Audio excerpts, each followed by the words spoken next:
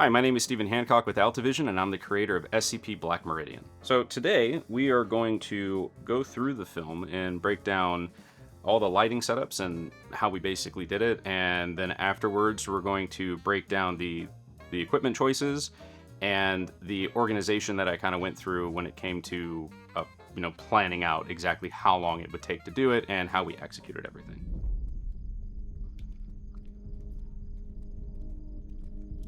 So what's funny about this opening shot here, where you have their silhouettes up against the wall. So I was only limited to 3 film lights. So I was using a Nanlite 500 with a Fresnel, a Nanlite 60 watt, and a Godox 150 watt. That's all I had to work with. And all 3 of those were in use in the latter half of the set. So that light that you're seeing is actually just of a street light that's around the corner, and we shot this on a Red Gemini 5K, and I cranked this to 12,800. So, and when they round the corner and then you see the lights that are on the building, I had to basically keyframe the exposure to come down. You would normally do this with a fizz system, where you would have something that would just change the aperture, letting how much light comes in and not, just to kind of match exposure. I just did it manually in DaVinci, and it just turned out the way it was. It was very noisy. I cleaned it with Neat Video. I highly recommend Neat Video. It's like $120, and it is the best noise reduction software I've ever used. So, fun fact about this shot here. So that green light that was on the building, there were actually 2 of them. So as they continue to walk down, there's just a dark spot, and for some reason that light wouldn't turn on. Whenever we went to do the location scout, it looked great because that whole side of the building was illuminated, right? So we had to kind of think on our feet. This night scene actually took a long time to light the exterior.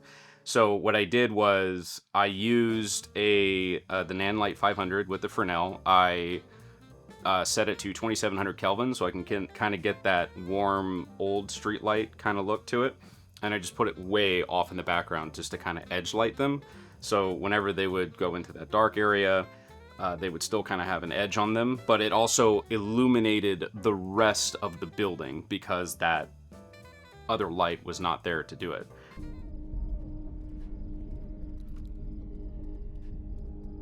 What's also kind of funny with this is that we obviously shot these 2 different instances where the camera was in front of them, moving back with them, and that light is off to the right, backlighting them. But when we do the reversal, it would look kind of bad if they're just front lit. So we just moved that light all the way down to the other end, and then we backlit them from there, and it illuminated the side of the building. This is kind of an old school film trick. You always want to keep the big light behind your subject or to the side or whichever.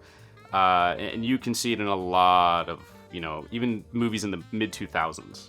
Even like a pretty good reference is the Jeepers Creepers 2, the cornfield chase at the very beginning of the movie. If you go rewatch that, every single shot, the sun is either behind them, like to their side, or it's directly behind them. Doesn't matter like what it looks like. It just looks better. And if your style is consistent, nobody's going to notice. And nobody pointed out, so you win. And if you have a really bright light, if it's in the shot and it's pointing directly at camera, you're not really going to see the stand.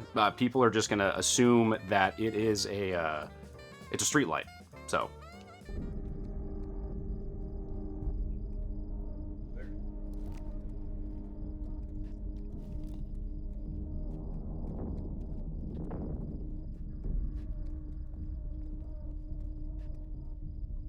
So this was a fun shot with with him reaching for the door and seeing the guy's shadow. So I actually had Cole step off of the wall. He was like 5 feet away and maybe 3 feet back, just so his shadow will cast onto it because it just looked cool, And because if he was right up on it, it would have been totally dark. You wouldn't be able to see the door or anything. So you just kind of have to make those little stylized choices. It doesn't always have to be 100%. And I thought it turned out pretty good. I really liked it. And when you see like the next shot where he's up against the wall, it obviously doesn't match. But again, if the style of the film and the lighting is consistent, you're not going to notice.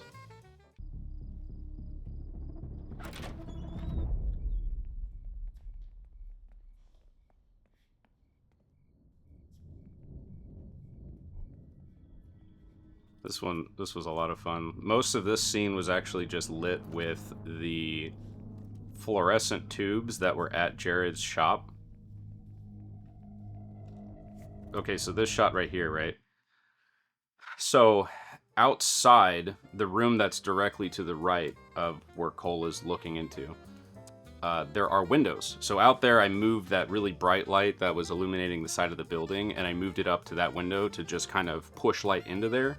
And then I took the 60 watt NAND light with this, it has like this nice reflector cone that's really narrow, and I put it in that room, and I just had it just blasting light through those windows just to directly hit them, because there are motivational light sources all around the exterior of the building, and also like just right outside those windows too. So you can place your lights and do hard edge lights within, you know, your scene, and those fluorescent tubes that are illuminating the house lights, basically, that are illuminating that background, is a nice contrast in color and also just lighting exposure.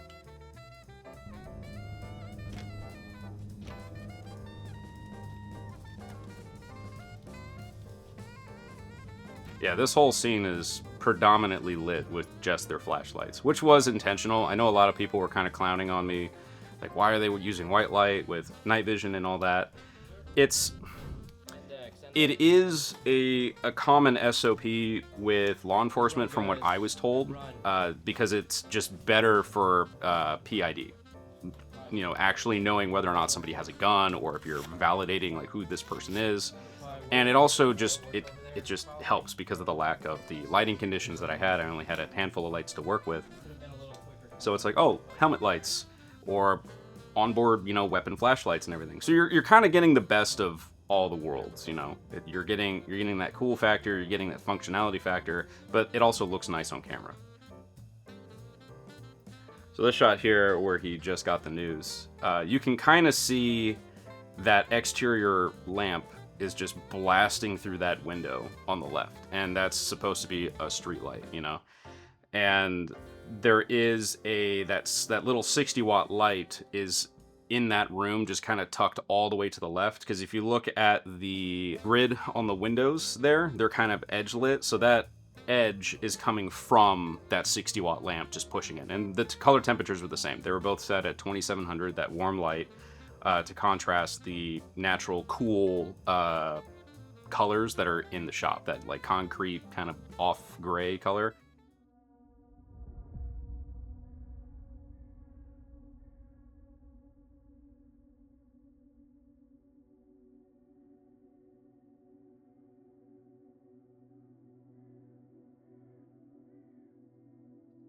That church shot was a post hoc decision. I just drove back there to get that angle, because when I assembled it originally, it was just, oh, there's the sun, and then it cuts right to Cole's profile, and it just kind of felt like something was missing. There wasn't really an establishing shot, and since that church is a historical landmark in Dunedin, Florida, it's like 137 years old, I didn't really want to miss the opportunity to really showcase how cool the exterior looked. So I just went back there and shot it. And then even that shot of the sun, that was shot right outside my apartment. So it's like, it just walked outside and just set up the camera and just pointed it right up. And since I live in Florida, the clouds here they're turbulent, but they're very abundant. They're just everywhere, you know? So you have a lot of options of, you know, a particular type of look you want your clouds to look like.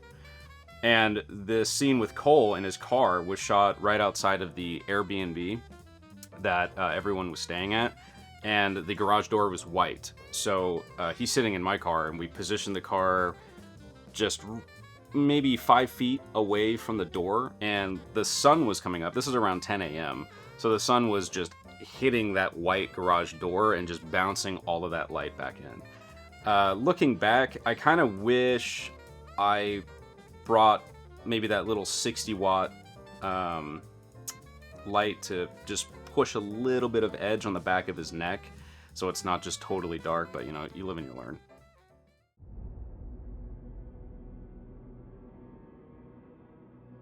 I love the look of this church. It's so cool. All right, so for this shot here, this is where there's that like the experimental lighting that I was going with. So I really wanted to try my hand at creating a book light, but book lights traditionally have like a lot of setups. They have a lot of stands and all this, you know, crap in the scene, and it's very cumbersome.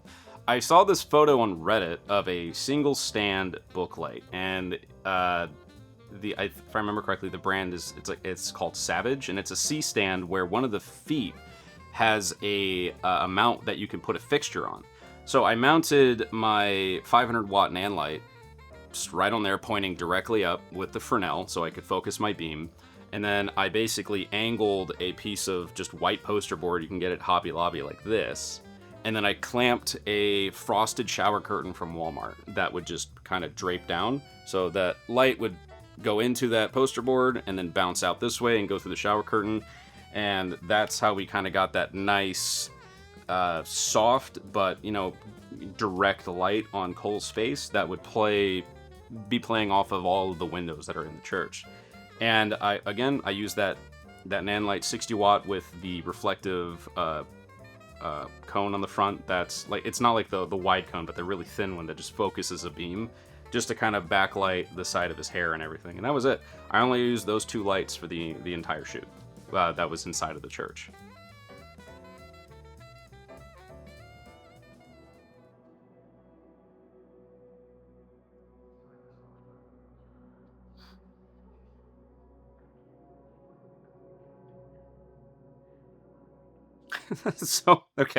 So this shot here is a composite of 3 or 4 different layers. So not a lot of extras showed up for the church scene to kind of populate the pews and everything. It was I had a handful of people that showed up from an Instagram call, and then some of the other people who actually worked at, you know, for the chapel and the wedding venue and everything just wanted to be in it. We're like, yeah, sure, come on in. So the sequence of people that would go, because it was a line of people that came up to Cole, his character, and said, oh, I'm so sorry, this, that, and the other, and then they would go sit down. So this shot, you would see the people, the way that I edited it, you would see the people that were just talking to him already sitting in that row. So what I had to do was I had to remove everyone from the pews, so then it was just James sitting back there by himself. I had to rotoscope the back of his head and his shoulder, so then I could enlarge him a little bit and then shift him more to the right to kind of close that gap to the left side of all those pews. And my friend McKenna, who's in the foreground there, I also rotoscoped him. And I just basically pulled him and put him right in front of the frame. And then just blurred him out, and that was it. I rotoscoped him from the previous shot, where you see him and his girlfriend like walk up and talk to Cole. And then you just kind of compress the image, you dirty it up a little bit, match all your levels and color, and then you don't even notice. And it was a very time-consuming experiment, because it was a huge continuity error. I have a breakdown of it on my Patreon, if you want to go look into more of it.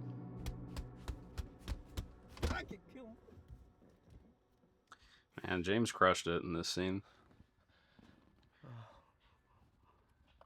He drives like a brand new car, so we had to put like blankets and seat covers over it, and I told him just throw your jacket over the dash, so then it's kind of ambiguous what kind of vehicle you drive, since he's supposed to be like a junkie, and we didn't have access to a crappy car, and his windshield was already cracked, so it just kind of worked. I do kind of wish that the car was shifted to the right a little more, so then that little gable there or whatever was matched the door.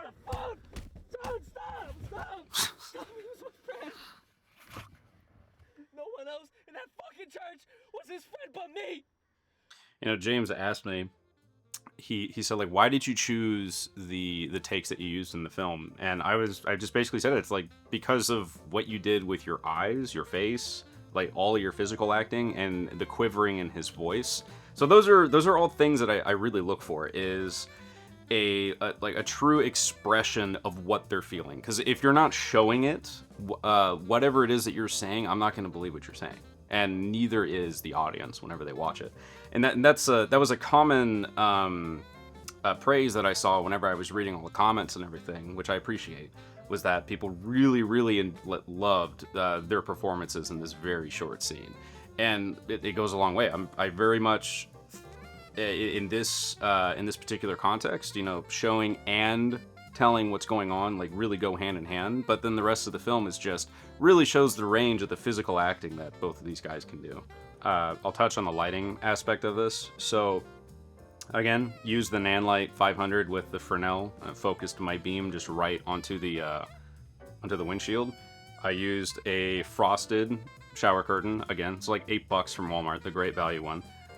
And just put it over the windshield to kind of diffuse it, and it just kind of pushed a little bit more of that nice edge right along all their faces and everything, and really exposed a lot of the detail. I did bring a lot of it up in DaVinci.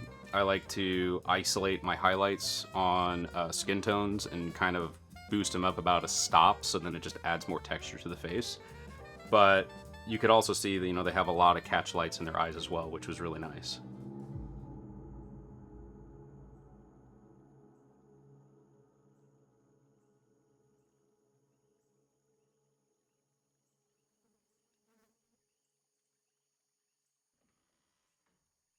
So this shot and that first shot of this scene that you saw were shot on 2 different days. I actually went back after the fact to get this shot with my 2 roommates because I just needed something a little bit extra. There were different performances to kind of have options. When we were in here, we were kind of in like a shroud, a natural shroud, or a blind, I should say. There were carpenter ants everywhere. Like, it didn't matter where we stepped; they were just there. But Cole's the one that found that spot. It's like, oh, it's great. You know, we should shoot in here. This close up here was also shot at a different time. I think it was shot like the last day that we were of the shoot itself, because we just went into the backyard of the Airbnb because it was a super close up shot, and I wanted different options of what is written on the piece of paper, and that's the one that I just went with. But if you don't know where you're at, if the audience doesn't know where you are, and if you don't know like what the background is, because it's just, you know, an insert, you can pretty much shoot it anywhere as long as the lighting conditions are somewhat similar.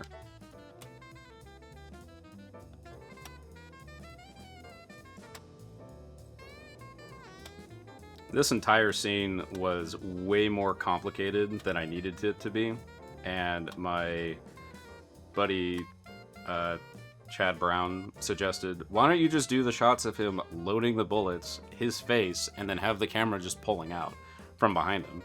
And I was like, okay, I'll try that on, and it just worked.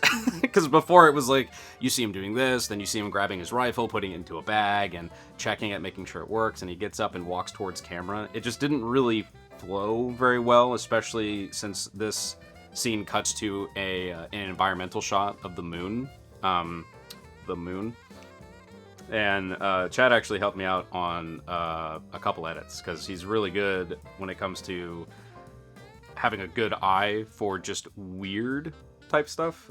We both are enjoyers of Neon Genesis Evangelion, so that whole show has a lot of very interesting edits, so he pulls a lot of inspiration from that, and it works out. It's definitely it's definitely a good talent of his.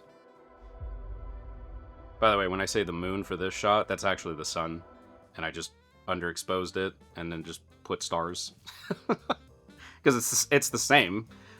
Moonlight is just sunlight being reflected but dimmer. So this shot here, same deal. 500 watt lamp that was just maybe 50 feet away with the Fresnel just blasting through all of this shrubbery and such. Since it was a very dense wooded area, I knew that there was gonna be plenty of objects in the frame and in the background that light was gonna hit to really create depth. And then that light that is just hanging on the side of the building, it's just a work light, one of those like hang work lights with that metal shield, and I put a 200 watt bulb from Home Depot that was set to 2700 Kelvin. And that was it. I mean, the CRA on them is like 80, but it looked totally fine. I also want to touch up all of the boarded up windows. My roommate and I did. We tore apart pallets to do it. Tearing apart pallets is actually way more difficult, especially when you're trying to maintain the integrity of the planks, because they use twisted nails. And I didn't know that. So it was like 4 hours of work to just tear apart pallets and then beat it into the side of a house that has like fiberglass siding. So it's not like a stiff, solid piece. It just does this every time you try to hammer something into it.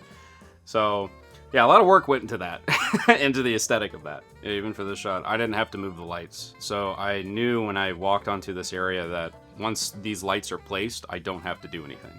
So I knew that the light that was next to him had enough output to illuminate his face. I knew the light in the background that was going to be backlighting pretty much everything was enough to, you know, pull up that background. And I think for this shot, since, again, like we're shooting on the Gemini, I think I pushed this to 12,800 in post.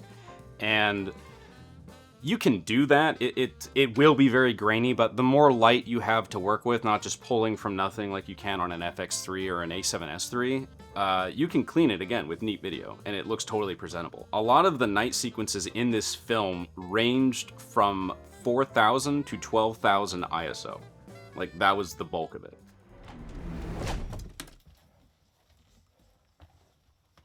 We did get clowned on this because he had his light on the entire time, but we were moving so quick because that house was a living organism. I wish he would have just, you know, pressed it every now and then.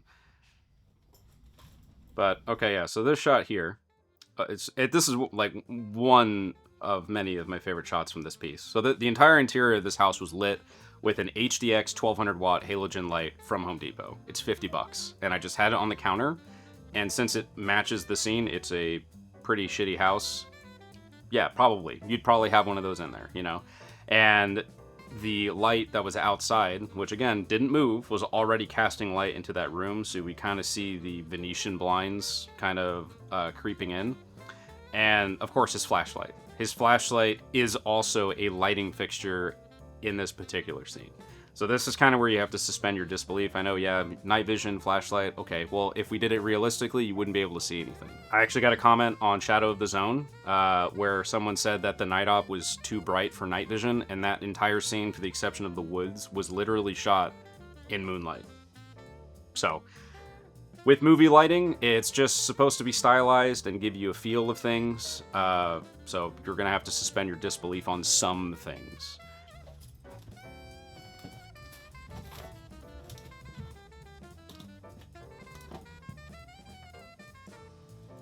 I love this shot.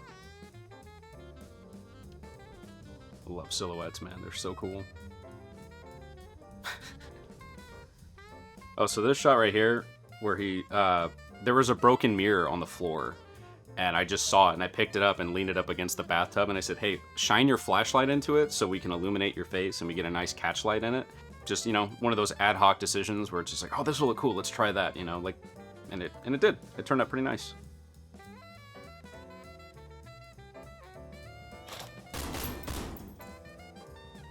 So, my buddy Jason he has a company called Tampa Bay Photonics, which the night vision that Cole is wearing in this is from his company. I basically said, like, hey, you're being voluntold to be a silhouette. So I just had him stand in front of the door. I had to darken him a little bit in After Effects just by masking him out and such. And I took a still image from the owl from Blade Runner and just cut out the eyes, the glowing eyes, and just modified it, tracked it on his face with Mocha and After Effects, and there you go. And that's it. They look kind of goofy in this because the lenses that I was using were modified SLR Magic anamorphic lenses, which I'll show them to everybody at the end of the video. But their bokeh is really weird. They're kind of like this cat eye diamond look, and anytime you do a visual effect, you have to match the lens characteristics, otherwise it looks weird. So the reason why they look goofy is because if you look closely at the other out of focus parts of the image in the background, they have to match those parts. And aspect ratio change. This was probably one of my favorite sequences that I've ever done. So we used a Kiprtai full spectrum optical low pass filter, which you can buy on Kiprtai's website. Their VistaVision ones are very hard to find, so I just had the Super 35 version. On RED cameras, the DSMC-1 and DSMC-2, more notably DSMC-2, because that's what we're working with, you can swap out the low pass filters. They have a skin tone, a standard, and a low light one. So for this, we just put in a full spectrum infrared filter in front of it, and the picture will be like a super bright paint color. And then I used Red's black and white display LUTs. I think there's 7 of them. I think I used number 1 because it had the most contrast. And in post, I did have to bring down the sky a little bit, even though I was using a circular polarizer to really make the sky as dark as I could. But I did end up having to use DCTLs from mononodes that give you control of the colors of the image. I was able to crank up the density of the sky, basically, the color of the sky. And when you crank up the density, it darkens it. So I was really able to get that black, just deep, deep black look to the sky. So this shot was not done in infrared. I had to do this normally. So I just put in my regular OLPF and again, went outside my apartment. And I shot this with one of my Zeiss Otis lenses, my 28mm.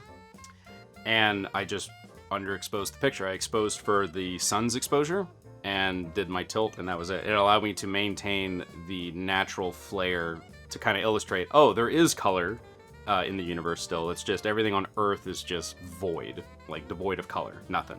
But a reason why I had to do that is because infrared exposes all of the the discrepancies in lenses, because lenses are coded for visible light, not infrared. So even though I'm using lenses that are designed to be clinically perfect, when you're shooting in infrared, you basically got all of these artifacts, and it was so bright. And you see it at the end of this scene when he's running through the field and then he appears back in the house.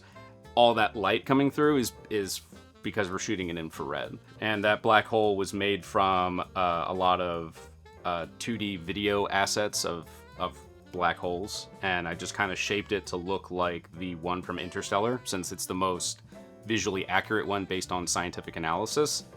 And then I added that little ring that you see on the inside myself.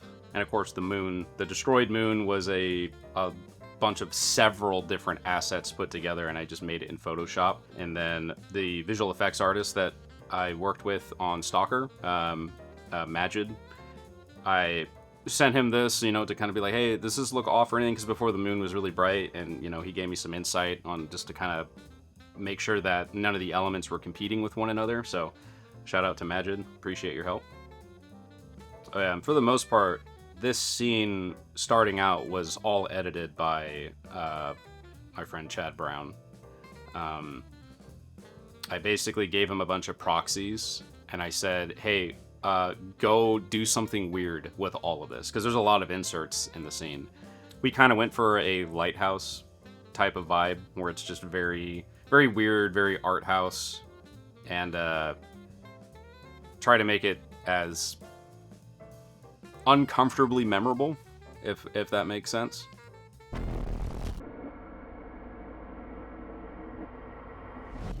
So before, this scene was supposed to be completely different. When Chad did the edit for this entire sequence, he used a lot of environmental sounds before we eventually replaced all of it, but it was a good kind of foundation to start on.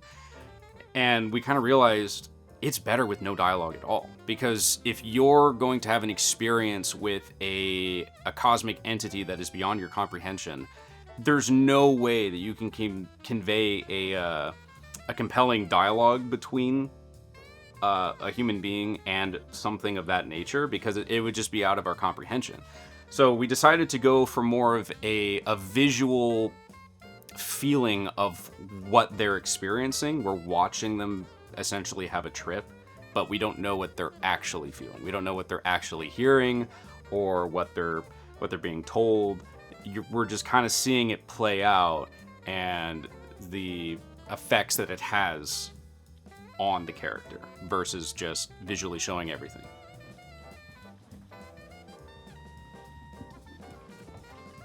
So this shot here, I did have a light right outside that window. Had the 500 with the Fresnel just pushing light through there. And for all of the interiors, I used a $40 smoke machine from Amazon. Because I didn't have a hazer and I didn't want to rent one. And I used the medium strength haze instead of the high strength because it's a little thinner. It's not super thick and very opaque. And because that whole shot where he's just in that space was totally dark, even though the sun was on that side of the building. So we needed something extra to kind of push through, and all of that atmosphere that was in the space really helped propel that. I really like how this scene turned out. Since the beginning of the movie, he starts in darkness, and here at the end, he's now in the light, which is, I thought that the lighting conditions of, everything really turned out really nice. Also, for this door closing shot, Corey was actually underneath a black blanket to the right, and he used a broom to close the door. Because if it's going to be really dark, nobody's going to see it. So here's another example of, atmosphere. Again, this whole space was full of all of that fog from the fog machine, and their lights I just bought off Amazon, and because I wanted lights where I could adjust their beams and everything, and that's all I used for the whole scene. The whole scene was just illuminated with their helmet flashlights, and that's it. I would position them in certain spaces, so then some of the guys would be backlit or have like a nice edge to them. But we shot this around, I think, 2 p.m., so the sun was kind of right overhead of us. Fun aspect of a lot of this was them using film cameras was like a decision I made the day before, and I'll show you which ones I used. But his anomaly detector is actually just a hairdryer. I went to Goodwill, and I wanted to look for stuff that just looked cool that I could put together. So I found this old hairdryer. It was like an orange one where it has like the handle that collapses in. So I took it apart, took all the hairdryer stuff out, and I also took this glass lens from this lamp that projects like those suns into some people's rooms, and it fit perfectly on the front of the hairdryer. I kept the back vent the way it was so it could act as like a speaker. And then I installed a small little rod on the side, and I used a wooden camera A-box for red cameras that converts like a headphone jack, or a microphone jack to 2 XLR ports, and it just slapped it onto the side, painted the whole thing matte black, and I just ordered some XLR cables from Amazon and just had it go to his backpack. In his backpack, he does have like a thermos. I found an old thermos that had, it just looked like an oxygen tank. So I installed 2 XLR ports on the top of it, and that's where the ends of the XLR cables plugged into it, in the event that his back would be shown, but it wasn't.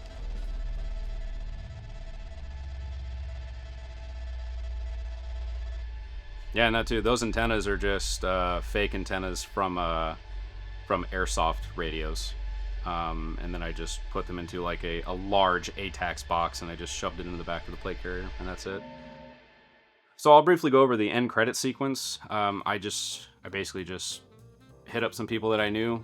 We went to a local shooting range that I know a bunch of people that go to. Bone Valley Industries is the name. You should check it out. It's a great place.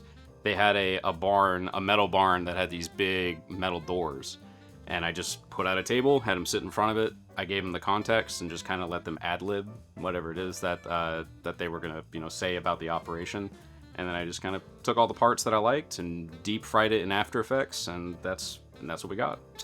Going over the kind of camera system breakdown, as I had mentioned earlier, I shot everything on a Red Gemini. I was going to shoot on different cameras, so I could have different formats to play with to illustrate a certain look or feel, but we kind of realized that would take too much time, so I just decided to stick with one camera system. Most of the film was all shot handheld or on a tripod. For the handheld scenes, I used a easy rig with the stable arm, which helps out a lot. It takes all the weight off of your arms, especially since I was using these anamorphic lenses that are very heavy. They're about 1.5 pounds to 2 pounds a piece. Especially with all that glass on the front end, because that's where the focus unit is, with the red, plus I had an audio back extension so I could have XLR inputs with phantom power for my microphone. And that the whole rig itself probably weighed, I don't know, 12 to 15 pounds. So it definitely helped. And I was pulling focus on my own. I didn't have an AC or anything. I was basically a one-man kind of band deal. But using the Gemini was super flexible. It allowed me to utilize its low light mode where its digital noise is a little finer. It looks nicer. It kind of looks like film grain when you push it a certain way. And it also just makes it easier to clean up and post.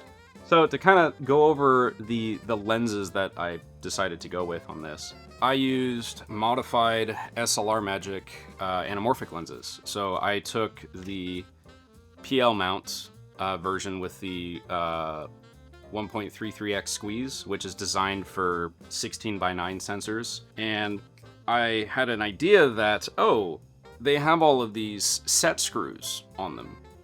So I kind of figured if I can undo those, this would probably, unthread, which it does.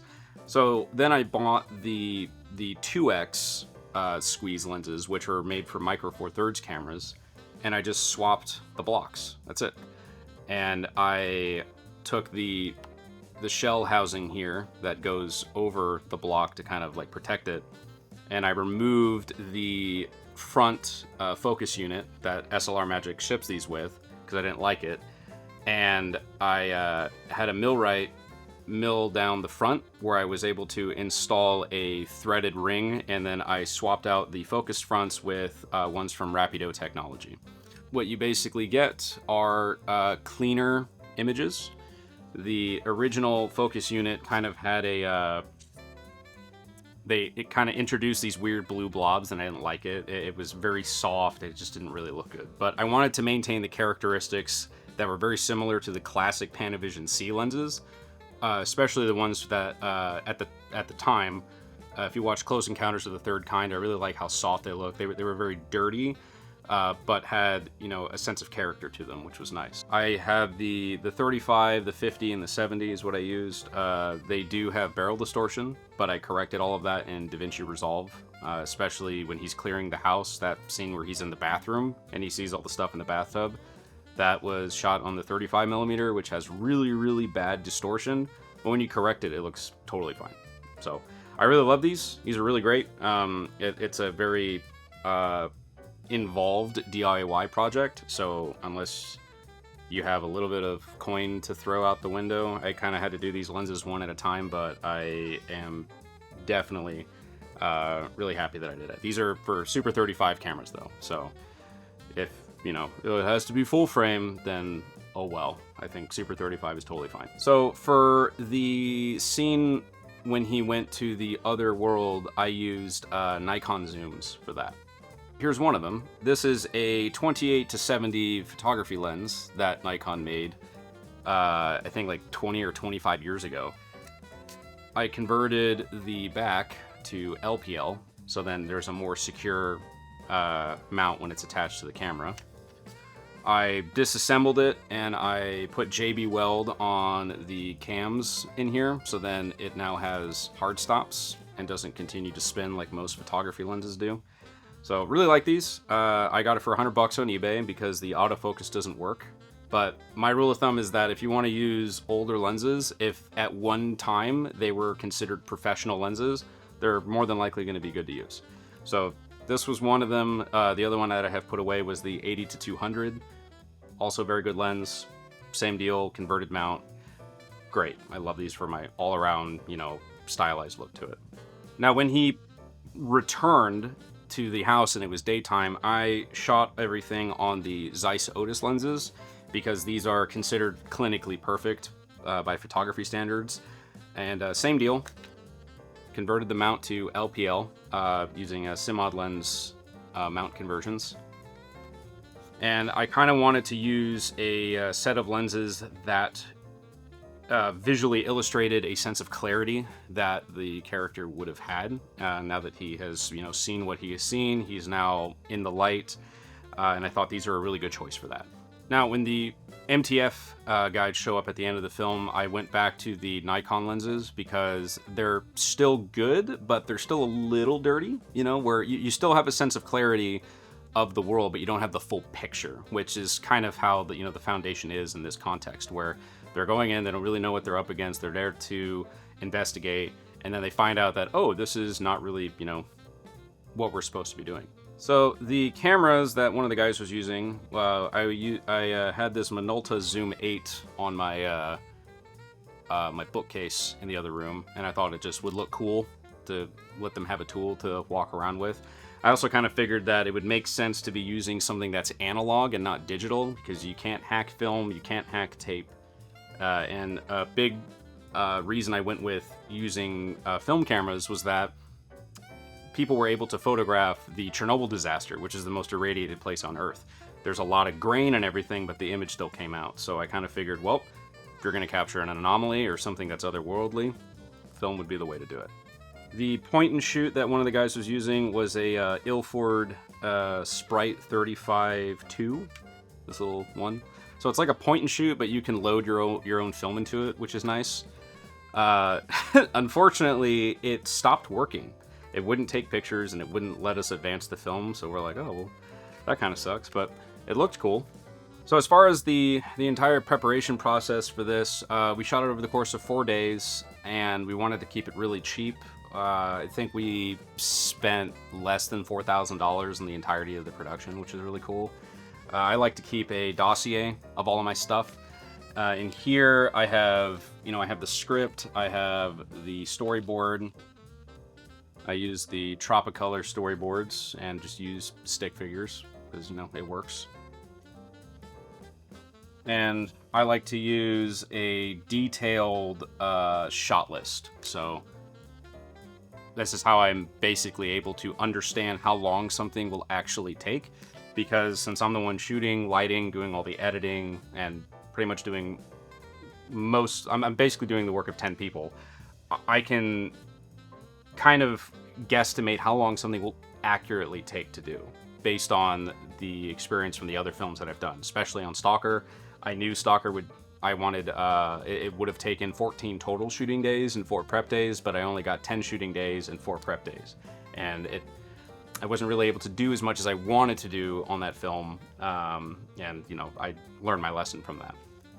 But with this, I like to detail all of my stuff based on, the camera, the lenses that I use, the description of what is being shown, and then I illustrate that in tandem with, my storyboard, which is a lot of fun. I also schedule things out similar to how my assistant director did on Stalker. So you kind of parse everything out by the date, and you kind of have, the time frames that you want on everything, the time of day, the location, how many pages it's going to take, the description and any notes and such, and also the actors that you're going to have there. I like to even put in setting up your the lighting, you're having dinner at this time, and trying to kind of stick to this as well as you can. So having one of these is really nice. You can hand it off to your assistant director if you have one. In this case I did, which was really nice. So I kind of had everything set up for him, and all I had to do was just kind of check back and forth, how are we doing on time and where are we at now. We thought that we could have finished the film in 2 days, but we ended up using all 4 days, which was great. So it was scheduled to be a 3-day thing with a 4th day being the backup. And, I'm glad I put that in because we used all 4 days, because Saturday was cloudy and we had to shift the schedule around. So it all worked out, which was great. So as far as my color process went, I kind of did a variety of things. So certain scenes I used one method, other scenes I did a different method. So the church scene I would use Dehancer. The nighttime opening scene I used a 2499 DRT. Which anyone who's a colorist that's watching, if you want to look into that, I recommend it. It makes your colors look nice. It's a really good starting point for your color process. The other film emulation aspects that I was trying to apply with this was halation. So I didn't use any particular plugin that is specifically designed for halation. What I used was Film Convert's Hazy plugin. And what I did was I selected the diffusion option, and I went down to exposure, and it gives you a red green and blue channel, and I cranked the red channel all the way to 5, and I put the green channel to 3, if I remember correctly. And what that does is that it basically just makes all of your highlights, like your hot highlights, just glow. And it looks like old halation from old films. And when I was like, oh my god, this is so cool. So that's how I did the halation for that. It was a totally separate plugin. So if anyone wants to look into that and play around with it, I highly encourage it. I didn't go with film grain because I realized that YouTube doesn't really pick it up, especially with dark scenes, and there's a lot of dark scenes in this, and it just ends up looking muddy. So I just kind of decided to forego it and just focus on other, film emulation looks to it, whether it be like soft highlights, halation, glow, a soft image, anything that I could kind of get to get as close as possible. It does look good with film grain, though. I did test it, but you wouldn't be able to see it, which is kind of a bummer because of the YouTube compression. With the dark scenes, I did at least 14 different renders. I found out that if you're looking at your RGB scopes in DaVinci, just push all your blacks to 0. Like, just have it right on that line, and light your scenes in a way where you can, eliminate any possibility of gradation into your midtones, because that's where YouTube compression just absolutely destroys it. I'm sure somebody else figured out something else, but I did all different types of renders. I did Gerald Undun's render in MP4 and all these specific settings where, oh, it'll look good and all this, but I ended up just liking an H.265 export. That's what I did. I did an H.265 export at 80,000 kilobits a second. I chose main 10, and it's a QuickTime format in DaVinci. I always like to check my stuff on mobile, on TVs, and on a PC screen. I use an sRGB monitor whenever I'm doing all my coloring because it seems to have worked so far. And then I check it on my iPhone and make sure that it looks good on that display, since they have pretty color accurate displays.